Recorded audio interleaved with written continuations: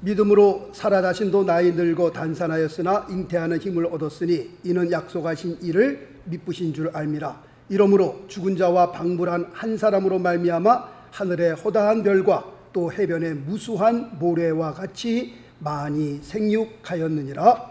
아멘. 할렐루야. 아멘. 오늘은 사라의 믿음이라는 제목을 가지고 같이 말씀을 나누게 됩니다. 오늘 읽어드린 본문의 말씀을 보게 되면 아브라함의 아내 그 사라의 믿음에 대해서 아주 멋있게 그리고 훌륭하게 기록해 놓은 것을 우리가 볼 수 있습니다. 11절 말씀해 보니까 사라가 늙어 단산하였다 라고 되어 있습니다.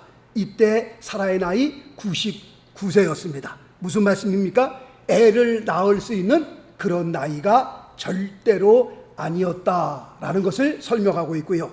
오늘 읽어드린 12절 말씀에 또 보니까 죽은 자와 방불하였다라고 되어 있는데 이 말씀은 죽은 사람과 똑같은 몸의 상태를 가지고 있었다라고 하는 그런 뜻이 됩니다. 지금 이 말씀이 우리에게 하려고 하는 그 말은 지금 사라가 절대로 애를 낳을 수 있는 그런 나이가, 그런 몸의 상태가 아니었다라는 것을 여기서 설명하고 있는 겁니다.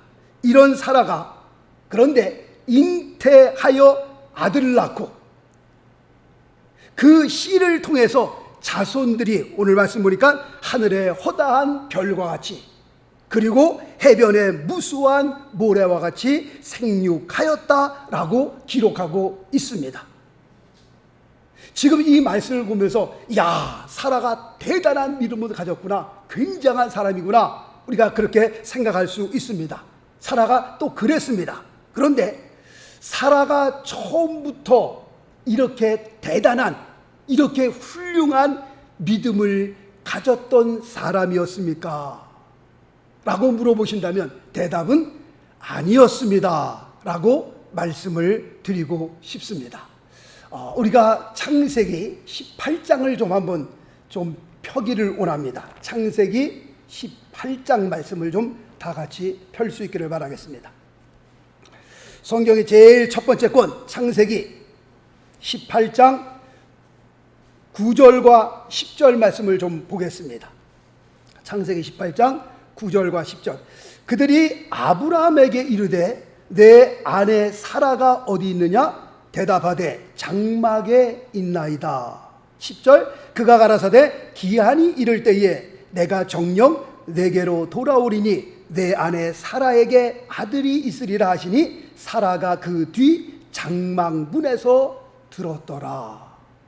지금 이 장면은 하나님께서 아브라함을 찾아오셔서 아브라함에게 하신 말씀입니다.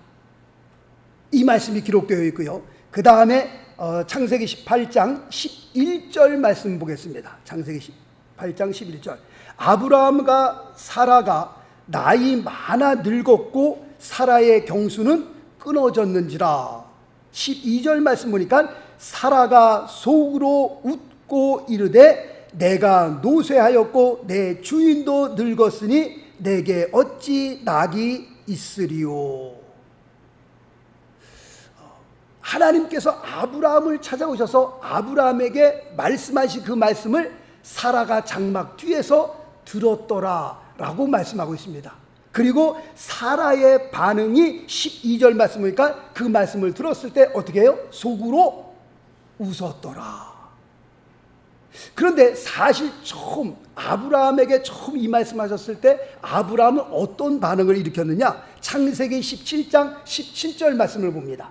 창세기 17장 17절 말씀 보니까 이렇게 기록되어 있습니다. 아브라함이 엎드려 웃으며 심중에 이르되, 하나님께서 아브라함에게 말씀하셨거든요. 너에게 아들이 있으리라. 그러니까 그 말씀을 들었을 때 아브라함은 엎드려 웃으며 심중에 이르되 100세가 된 사람이 어찌 자식을 낳을까? 사라는 90세니 어찌 생산하리요 하고. 지금 요 말씀과 18장 말씀 좀 갭이 있죠. 지금 18장에서 사라가 그 음성을 들었을 때 99세였습니다. 그런데 지금 아브라함이 100세가 거진되었고 이제는 사라가 90세가 되었습니다. 그런데 이 말씀을 들었을 때 아브라함이 나타낸 행동은 엎드려 웃으며, 다시 말씀드리면 정말 막 배꼽 빠지게 웃었다는 겁니다. 부부가 똑같이 웃었는데 그 웃는 모습이 조금 틀립니다. 아브라함은 하나님의 음성을 들었을 때 배꼽을 잡고 막 낄낄거리면서, 하나님 무슨 이런 농담을 하십니까? 하나님께서도 농담하십니까? 그 말씀을 들을 때 막 배꼽을 잡고 웃었다는 겁니다. 그런데 오늘 18장 12절 말씀이니까 사라는 똑같은 말씀을 들었을 때 속으로 웃었다는 겁니다. 속으로 웃었다는 말은 무슨 뜻이에요? 비웃었다는 겁니다. 아브라함은 하나님의 말씀을 농담으로 받고 웃겨서 배꼽 잡고 웃고요, 사라는 하나님의 음성을 들었을 때 속으로 웃었습니다. 하나님 혹시 노망 나신 거 아니십니까? 하나님 혹시 좀 정신이 좀, 우리 상황을 볼 때 도저히 아기를 가질 수 없는 상황인데 제가 애를 갖습니까? 이런 말도 안 되는 소리를 하나님께서 하십니까? 하고 그 하나님의 그 말씀에 속으로 비웃었던 사라. 다시 창세기 18장으로 돌아와서요, 13절 말씀을 보겠습니다. 여호와께서 아브라함에게 이르시되 사라가 왜 웃으며 이르기를 내가 늙었거늘 어떻게 아들을 낳으리오 하느냐. 지금 이 말씀을 들었을 때에 사실 사라가 깜짝 놀랐죠. 나는 속으로 웃었는데, 아브라함이야 겉으로 막 배꼽을 잡고 웃었지만 사라는 속으로 웃었는데, 내가 속으로 웃은 그 웃음을 하나님께서 어떻게 아셨을까? 13절 말씀에 하나님께서 사라에게 왜 그렇게 웃냐 말씀을 하셨습니다. 이때 사라의 반응을 볼까요? 14절 말씀해 보니까 여호와께 능치 못할 일이 있겠느냐, 기한이 이를 때에 내가 내게로 돌아오리니 사라에게 아들이 있으리라. 다시 한번 하나님께서 말씀하시는 그 말씀이 기록되어 있고, 그 다음에 15절에는 사라의 반응이 기록되어 있는데, 15절 말씀 보니까 사라가 두려워서 승인치 아니하여 가로되 내가 웃지 아니하였나이다. 가라사대 아니라 내가 웃었느니라. 사라가 놀래지 아니할 수 없는 겁니다. 내가 속으로 웃었는데 하나님께서 내가 속으로 웃은 것을 어떻게 아셨을까? 사라의 반응은 여기서 놀란 것이 아니라 아마 하나님을 향하여 두려웠을지도 모릅니다. 두려워서 그랬는지 거기다 또 거짓말을 합니다. 속으로 웃은 걸 알고 하나님께서 말씀하셨는데 사라의 반응은 하나님 내가 안 웃었습니다. 또 거짓말하잖아요. 하나님께서 사라를 향하여 아니라 내가 웃었느니라 라고 하나님께서 말씀하는 장면을 여기서 우리가 보게 됩니다. 지금 창세기 18장의 이 사건을 통해서 그래도 감사한 것은 사라는 이 사건을 통해서 하나님을 인정하기 시작했고 하나님에 대한 믿음을 마음에 품기 시작하였다고 하는 겁니다.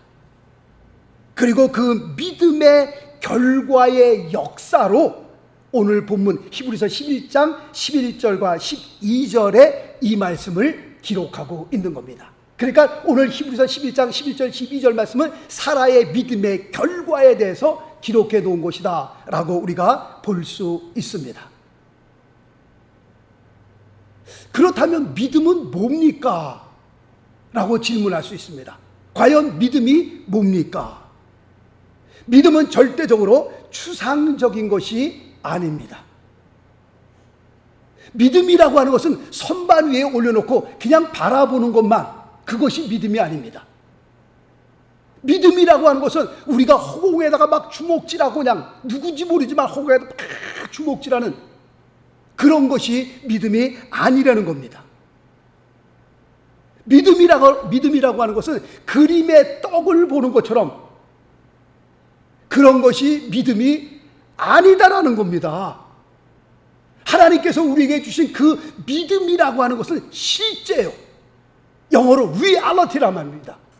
정말 이 믿음이라고 하는 것은 우리의 삶의 역사로 나타나는 그것이 믿음이다 라고 성경은 가르쳐 말씀하고 있습니다. 자, 말씀 볼까요? 마가복음 16장 17절 말씀 보니까 믿는 자들에게는 이라고 말씀하고 있습니다. 다시 말씀드리면 믿음을 가진 사람에게는 이런 표적이 따르리니 곧 저희가 내 이름으로 귀신을 쫓아내며 새 방언을 말하며 그 다음에 쭉 이제 말씀이 기록되어 있는데요, 이게 믿음의 역사입니다. 믿는 자들에게는 이런 표적이 따른다라고 말씀하고 있어요. 그냥 우리의 믿음 따로, 우리의 삶 따로 있는 것이 아니에요. 믿음은 그냥 바라보고 보기 좋으라고 준 것이 아니라 이 믿음이라고 하는 것은 우리의 삶의 역사가 나타난다라고 하는 믿음의 실제임을 성경은 우리에게 말씀하고 있는 겁니다. 그 다음 절 볼까요? 마가복음 9장 23절 말씀 보니까 예수께서 이르시되 할 수 있거더니 무슨 말이냐?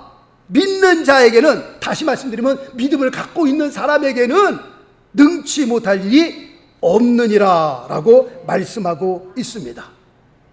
그리고 성경에 기록된 수많은 기적과 같은 역사들이 바로 믿음을 통해서 역사한 것들을 우리는 볼 수 있습니다.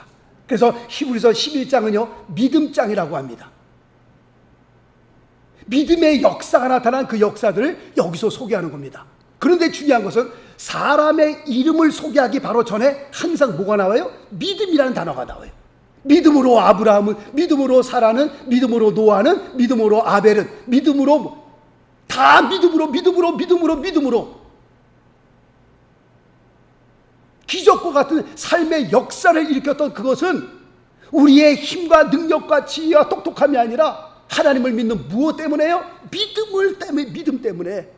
그 믿음을 통해서 나타나는 그 수많은 역사들을 여기서 지금 간단하게 히브리서 11장에서 소개하고 있는 겁니다.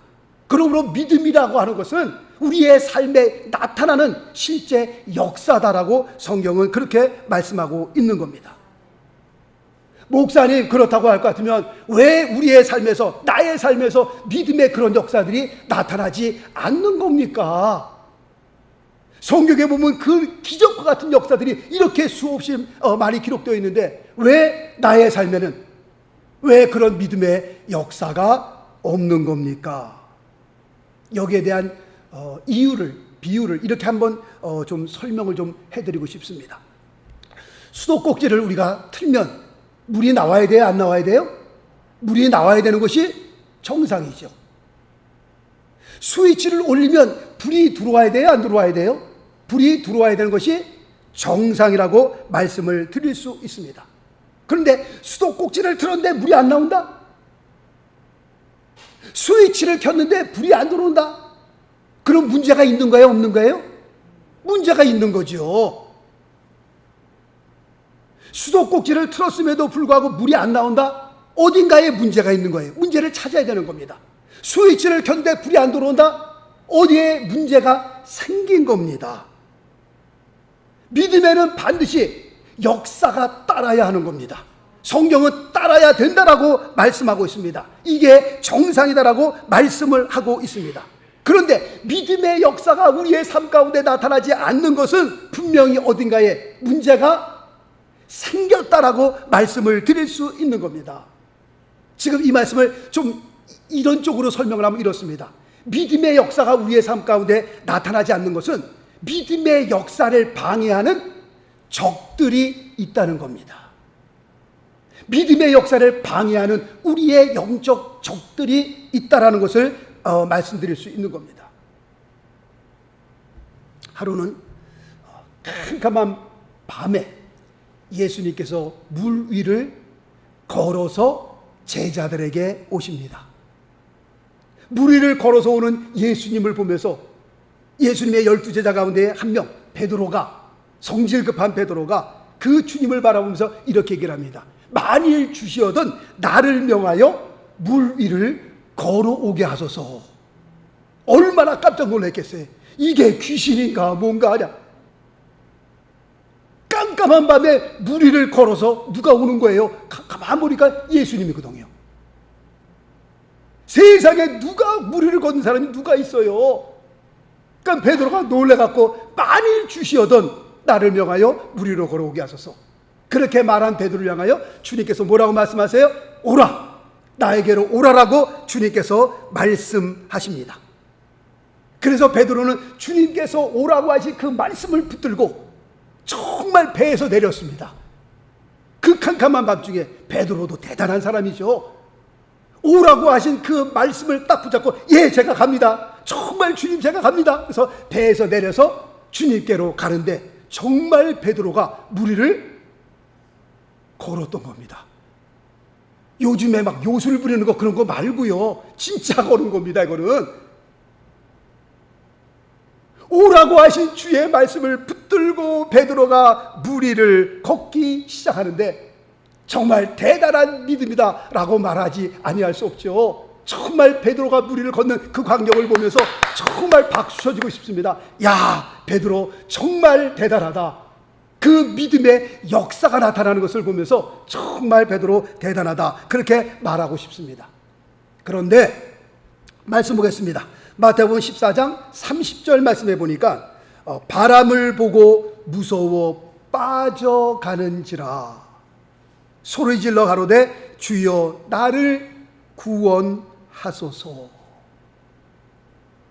물 위를 잘 걷다가 갑자기 바람이 휙 불면서 바람과 함께 파도가 물이 술렁술렁 되는 것을 보면서 내가 지금 뭐 하는 짓이야? 내가 물 위를 어떻게 걸어? 바람을 보고 무서워하는 가운데에 빠지기 시작했던 그 베드로의 모습을 보면서 믿음의 역사를 방해하는 첫 번째 적은 두려움이구나 라는 것을 우리가 여기서 볼 수 있습니다. 두려움이라고 하는 것은 우리 믿음의 역사를 방해하는 첫 번째 적입니다. 우리의 믿음이 움직이지 못하도록, 역사하지 못하도록 우리의 믿음을 꽁꽁 묶어놓는 것이 뭐예요? 두려움이다 라는 것을 여기서 말씀드릴 수 있습니다. 아, 두려움이라고 하는 것은 믿음의 역사를 방해하는 아주 무서운 적이구나. 그렇게 물 위를 잘 걷고 있던 그 베드로가 마음속에 두려움이 확 일어나니까 어떻게 해요? 물에 빠질 수밖에 없었다라는 것을 여기서 볼 수 있습니다.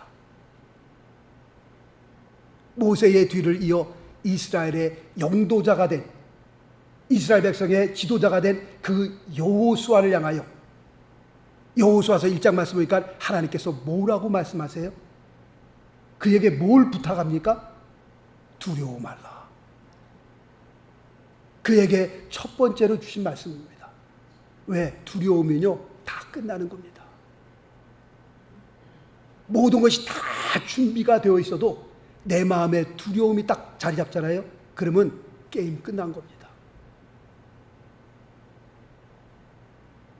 내가 두려워하기 시작하면요 한 걸음도 앞으로 나갈 수 없는 겁니다. 여호수아를 향하여 하나님께서 주신 말씀, 여호수아야 두려워 말라. 강하고 담대하라.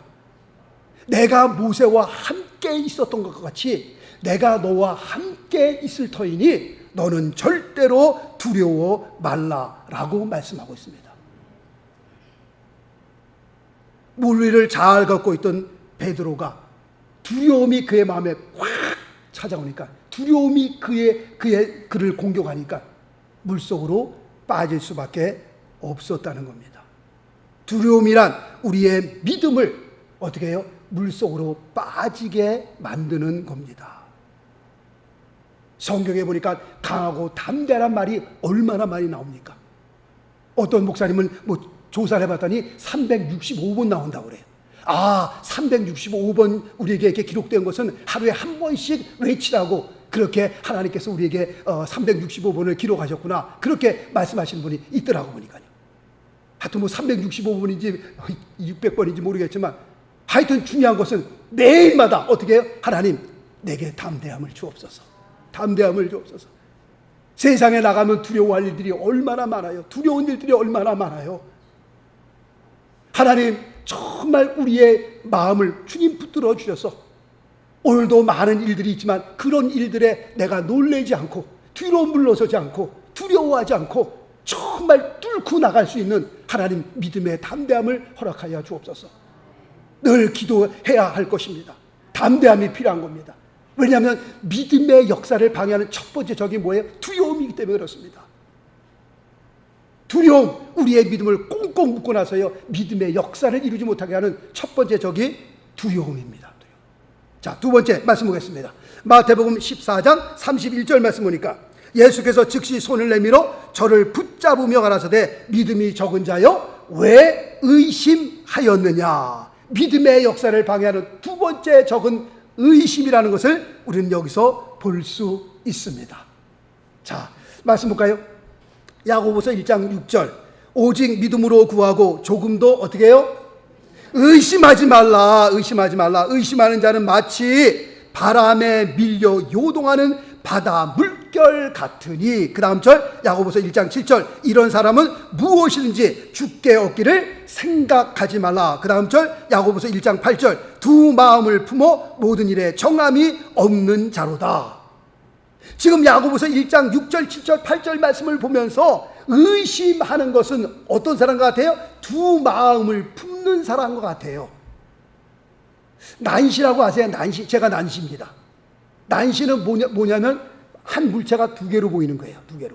그러니까 글자가 자꾸 이렇게 퍼지는 겁니다. 그러니까 글자가 보면 정확하게 보이질 않아요. 그래서 눈을 찌푸려야죠. 이렇게 찌푸려야 그 다음에 두 개로 번졌던 글자가 하나로 이렇게 뭉칩니다. 이렇게 보면. 그게 난시예요. 그런데 의심하는 자는 뭐 같아요? 두 마음을 품는 것 같아요. 다시 말씀은 두 주의를 품는 겁니다. 오늘 야고보서 사도가 뭐라고 얘기하고 있습니까? 이런 사람은 무엇이든지 주께 얻기를 생각하지 말라라고 말씀하고 있습니다. 믿음의 역사를 방해하는 두 번째 적은 의심입니다.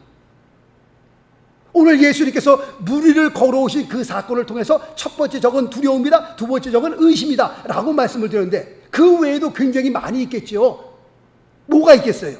한번 나름대로 생각을 해보세요. 믿음의 역사를 방해하는 적들, 나에게 있어서는 그 적이 무엇일까? 한번 생각해 보세요. 복잡하게 생각하는 많은 일들, 이러면 어떨까 저러면 어떨까 또 앞으로 미리 염려 걱정 근심하는 사람들, 1년 후의 일을 끄집어다가 10년 후의 일을 끄집어다가 미리 걱정하는 사람들이 있어요. 복잡하게 생각하는 사람들, 믿음은 단순한 겁니다. 그러니까 너무 똑똑한 사람들, 너무 머리가 빨리 돌아간 사람들은 믿음의 역사를 보기가 쉽지 않습니다.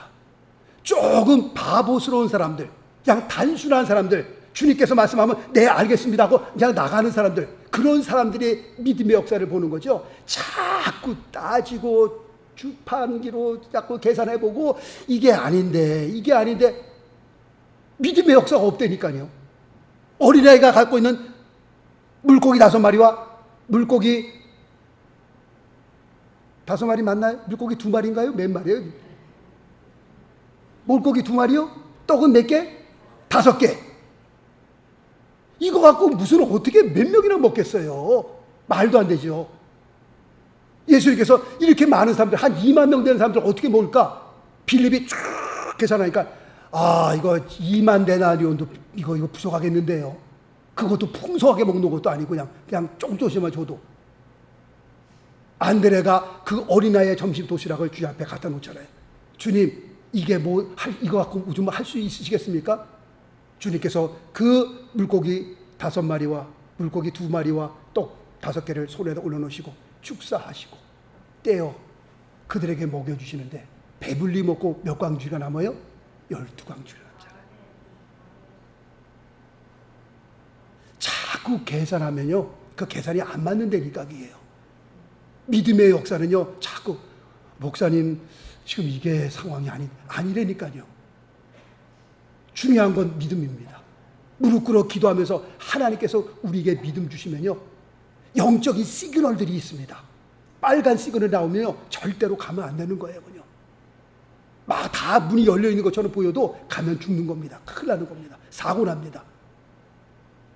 노란불이 켜질 때 있잖아요. 슬로우 다운. 지금 막 하는 일들을요, 조금 슬로우 다운하자. 그러나 우리가 기도하면서 파란불이 탁 켜지면 뭐예요? 그땐 죽어도 가는 겁니다. 무조건. 누가 뭐래도 100사람 가운데 99명이 글로 가면 다 망합니다. 글로 가면 안 됩니다. 그래도 가는 겁니다. 우리는. 하나님께서 우리에게 시그널을 주시면, 파란불 시그널을 주시면 우리는 그때는 무조건 가는 거예요. 무릎 꿇어 기도하면서 하나님의 시그널을 볼 줄 알아야 되는 겁니다. 믿음의 역사가 그때 나타나는 거거든요. 하여튼 믿음의 역사를 방해하는 많은 방해가, 적들이 있습니다. 그것이 과연 무엇일까? 나름대로 한번 기도하면서 생각해 볼 수 있기를 바라겠습니다. 다시 우리가 사라의 이야기로 우리가 돌아옵니다. 사라는 창세기 그 18장의 그 사건을 통해서 비록 하나님의 음성을 듣고 속으로 웃었지만 그럼에도 불구하고 여호와께 능치 못할 일이 있겠느냐? 자기가 속으로 웃었던 그 비웃음을 하나님께서 아시고 말씀하신 그 말씀을 듣고 하나님의 그 미쁘심, 다시 말씀드리면 하나님의 그 성실하심과 전능하심을 거기서 깨닫게 됩니다. 그리고 하나님에 대한 믿음이 마음에 뿌리를 내리기 시작합니다. 그러므로 사라에게는 이제는 더 이상 내 나이가 몇이냐 이거 따지지 않게 되었습니다. 왜냐하면 믿음의 역사는 나이와 상관이 없기 때문에 그렇습니다. 사라에게 이제는 더 이상 나이가 들어 단산이 되었다, 애를 낳을 수 없게 되었다, 이제는 그 말들이 상관이 없습니다. 더 이상 사라에게 문제가 되지 않습니다. 왜냐하면 오늘 읽어드린 본문 11절 말씀해 보니까 사라가 이런 고백을 합니다. 이는 약속하신 일을 미쁘신 줄 알미라 라고 고백하고 있습니다. 이 말씀의 의미는 약속하신 하나님께서는 미쁘심으로, 다시 말씀드리면 faithful, 성실하심으로 그의 약속을 반드시 이루시는 분이다. 하나님께서 말씀하신 그 말씀에 대한 책임을 반드시 지시는 분이다. 사라에게 이런 믿음이 생긴 거예요. 여호와께 능치 못할 일이 있냐? 맞다. 모든 것을 아시는 하나님께서, 전능하신 하나님께서 다 알아서 하시겠지, 그런 믿음이 마음에 딱 자리를 잡기 시작하니까 나이에 상관없이, 상황에 상관없이 그냥 하나님을 믿게 되었다라고 하는 겁니다. 분명 우리에게도 사라와 같은 이런 비슷한 일들이 우리가 살면서 우리 주변에서 얼마든지 일어날 수 있습니다. 내 자신에 대한 문제, 내 자녀에 대한 걱정, 내 건강, 그리고 신분에 대한 그 모든 일들. 내 나이가 벌써 몇인데 내가 이런 일을 해낼 수 있을까? 이런 일이 내게 가능할까? 내가 가진 것은 아무것도 없는데, 그렇다고 해서 내가 미국 사람들처럼 영어를 잘하는 것도 아닌데, 내 주변에는 나를 도와줄 수 있는 사람이 아무도 없는데, 남의 나라에 와서 걱정, 고민 왜 없겠냔 말이에요. 나의 삶에서, 나의 가정에서, 나의 자녀들이 일어나는 그 많은 사건들을 보면서 사라가 그렇게 고민했던 것처럼, 사라가 그렇게 해결했던 것처럼 우리도 사라처럼 믿음을 가져보자라고 하는 겁니다. 말도 안 되는 그런 상황이었지만 그럼에도 불구하고 사라가 믿음을 가지니까, 하나님에 대한 믿음을 갖기 시작하니까 나이에 상관없이, 그 상황에 상관없이 하나님의 그 믿음의 역사를, 그 결과를 보았던 것처럼, 정말 우리 주변을 바라볼 때 아무 소망이 없는 것처럼 보이지만 사라가 가졌던 그 믿음, 우리도 한번 가져보자라고 하는 겁니다. 그리고 신실하신 하나님을 바라보자는 겁니다. 약속하신 대로, 말씀하신 대로 그대로 행하시는 좋으신 하나님을, 우리가 가진 그 믿음을 통해서 한번 그 하나님을 만나보자라고 하는 겁니다.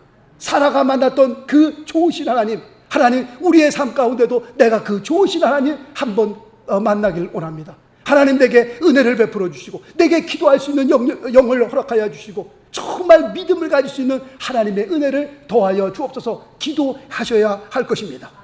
말씀 보겠습니다. 데살로니가전서 5장 24절 말씀 보니까 너희를 부르신 이는 미쁘시니, 다시 말씀드리면 신실하시니, 하나님은 페이스풀 하시니, 충성스러우시니 그가 또한 이루시리라 라고 말씀하고 있습니다.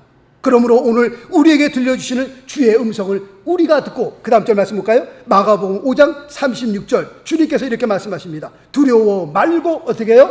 믿기만 하라 라고 하신 우리에게 주신 그 하나님의 말씀, 정말 우리의 마음속에 우리가 담으시고, 우리의 삶 가운데 일어나는 그 많은 일들, 내가 이 일을 끙끙대면서 밤을 못 자는 그런 많은 문제들, 우리에게 들려주시는 주의 음성, 너희를 부르신 이는 미쁘시니 그가 또한 이루시리라, 너희는 두려워 말고 믿기만 하라 라고 하는 그 말씀을 우리의 마음속에 담으시고, 정말 기도하는 가운데에 믿음의 역사가 일어나고, 또한 사라 간증했던 그 간증처럼 우리가 또 세상에 나가서 간증할 수 있는 그런 귀한 믿음의 사람들 되시길 예수 그리스도 이름으로 축원합니다.